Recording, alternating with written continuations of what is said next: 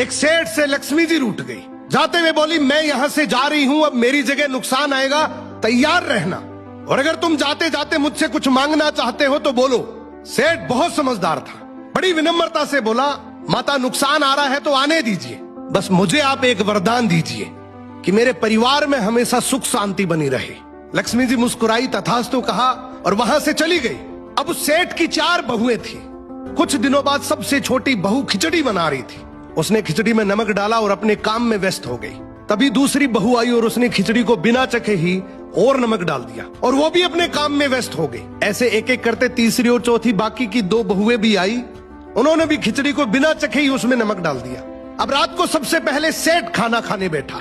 जैसे ही उसने खिचड़ी का 1 चम्मच लिया, उसे महसूस हो गया कि इसमें बहुत ज्यादा नमक है, और सेठ जी तुरंत समझ गए कि नुकसान आ चुका है।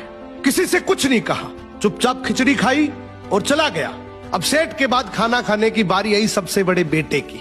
बेटे ने खिचड़ी का 1 निवाला लिया। उसने परिवार वालों से पूछा, पिताजी ने खाना खा लिया? उन्होंने कुछ कहा?